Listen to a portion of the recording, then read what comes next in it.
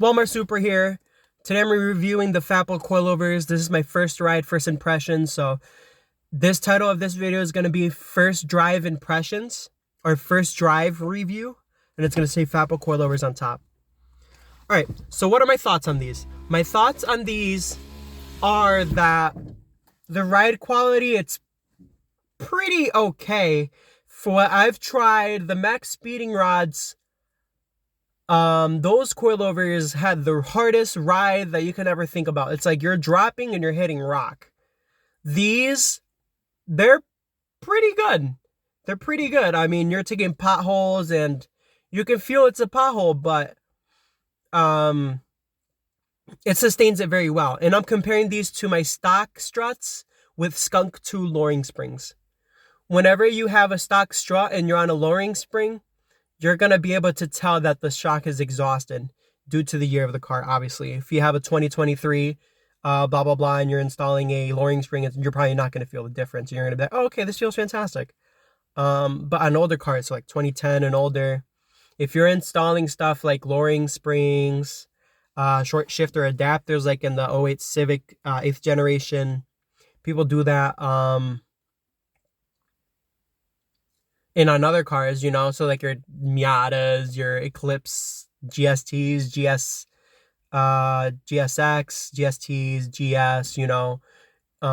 Even like in the newer Eclipses, like '08 Mitsubishi Eclipse, the two-door with the special V6 and the wing on it. Those guys are going to notice a difference when you change out the strut, when you change out the stock suspension for lowering springs on the stock strut. You're going to be like, wow, this feels all right. But when you go from a stock strut to aftermarket lowering springs to a coilover, you're going to tell a big difference, because all those years where you had that lowering spring on the car on the stock strut, the strut's already exhausted.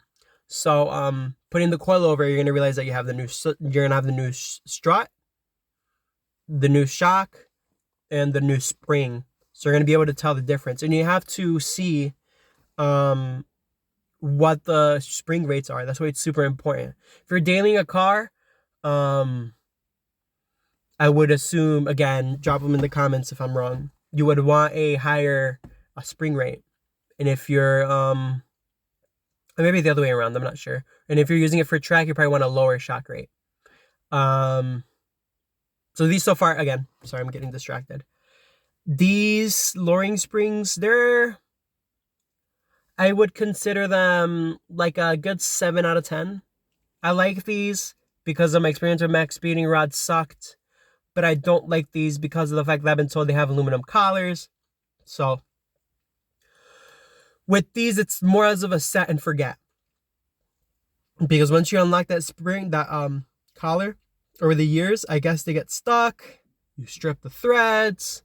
So I don't know. That hasn't been my experience yet with these coilovers yet.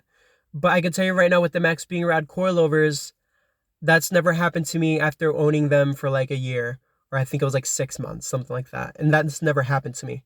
But I'm going to be having these on the car for a long time. So you guys will see a 3-month review on these, a 6-month review, a 1 year. But for now, you're getting the first day review. If you're doing the upgrade from stock shocks to aftermarket lowering springs to these are perfect. You're probably gonna end up rating these like a 7, like I would. Your TNs are probably gonna be like a 9 out of 10.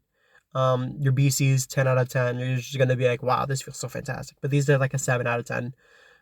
Better than MaxPeedingRods? Yes. Would I consider these better than TNs? No.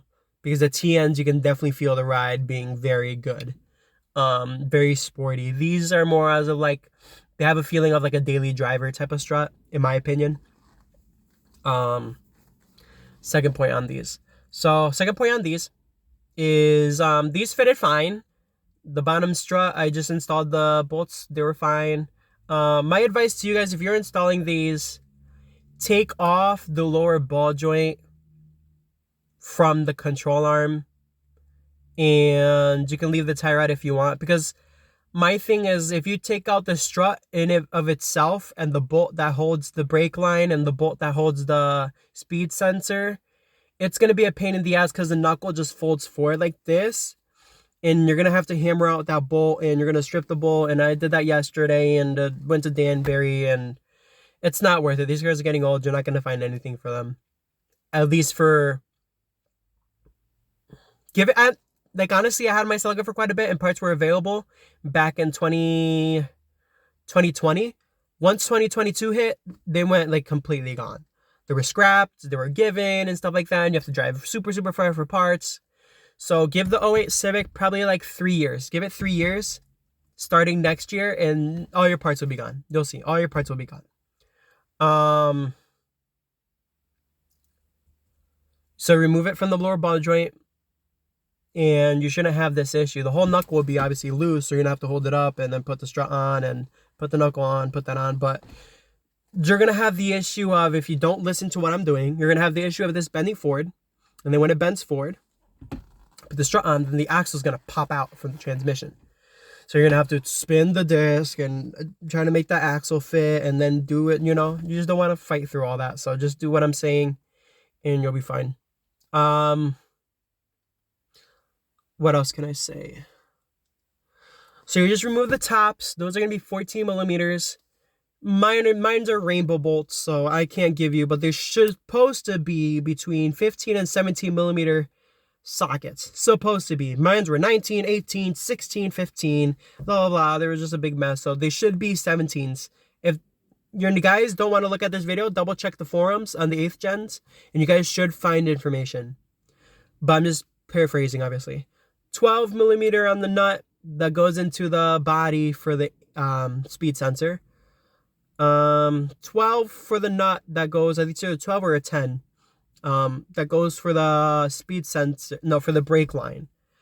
Here with these coilovers, the nut that goes through the brake line into the strut, there's no threads inside of there. So you're going to have to grab a zip tie. I would grab a couple. I did one. Again, I'm pushing time. I'm supposed to be at work. And, tighten it. Grab one end, tighten that zip tie. Grab the other end, tighten that zip tie. Next thing I'll probably suggest is grab yourself some, I was gonna say Loctite for the strap bolts, but grab something that's like medium Loctite. You know what I mean? Like, don't grab the red, but don't grab the blue. I think there might be a different color that's meant for like medium stuff that you can easily lighten, that you can easily loosen, but it will stay tight. You want that one.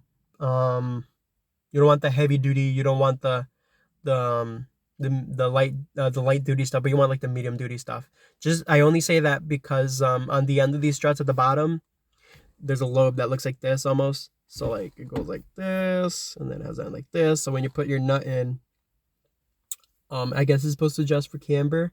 I just tightened it, and I just left the bolt in there like that, and I just made sure it was snug so that it doesn't move and go anywhere. What else can I say about these? I didn't have experience of these leaking for the fronts. As far as the backs, they did leak, sadly. I'm not sure what's going on with these coilovers, or the cheap coilovers, where they start leaking right out of the box and then send them out to you. But one of the ones in the rear did start leaking. If you ever experience this, it could be oil from the factory so that they don't rust out. But depending how much it is, you know what I mean? Sorry, foggy head. This is where you don't do third shifts. So my best advice for you is to check them. So you want to grab your strut, push on the top to make sure that it's not easy to push down, because if it is easy to push down, then you're probably gonna have issues later on. It's probably not gonna handle as well, and it's gonna feel bouncy. But if it's really hard to push, you should be good to go. You should be able to just put them on and install them. The top on the rears, I have not done the rears. I'll do a video on the rears, but so far for the fronts, they feel great. They feel a big difference. You can tell the difference. I totally recommend you guys, if you haven't tried these yet, put the fronts in first, take it on a drive, feel the difference. Because it's a pretty decent difference, because these Skunk 2, I'm not sure how much they are, where they're made. I mean, these are made in China, so what's the difference between Taiwan and China? I'm not sure. As far as manufacturing, I don't know. Some people tell me China and Taiwan, it's the same thing, same shit, you know. what else can I say? I mean, when I install the backs, I'm gonna need somebody to help me install the backs, sadly. So that's probably gonna be another couple of weeks till I get the backs installed. So I get free time or a weekend off where I could do this, do that. And yeah. So far, my review on these, my first impression so far, again, these are like a 7 out of 10. They're not a 5. They're not okay because I can tell the difference. I'm giving them a 7 because I can tell the difference between these and the MaxPeedingRods from what I had them back 3 years ago. That these are definitely better than those for sure. Because these aren't rock hard. These ride pretty comfortably. It feels pretty sporty. If you guys like the video, sorry for a super long video again. I'm just trying to give out as much information as I can from installing these, because when you buy cheap stuff, it can be a little bit sketchy. But if I give out as much information as possible, it won't be as sketchy because you are listening to somebody that has already installed them. So if you guys have any questions, again, drop them below. I try to reply as much as I can to the people that comment on my videos. I try to be as timely as possible. So if you guys want me to make a video on the MaxPeedingRods versus these, I could definitely make a video on that. But that's gonna be based on my experience from 3 years ago versus now. Actually, I wonder if these are made in the same warehouse as MaxPeedingRods are. I do not know. But anyhow, Walmart Type R, Walmart Supra. It's me. I love you guys as always. And if you guys are following the channel, you guys will definitely see more Civic stuff. The Civic so far hasn't disappointed me at all. This thing has been an absolute champ.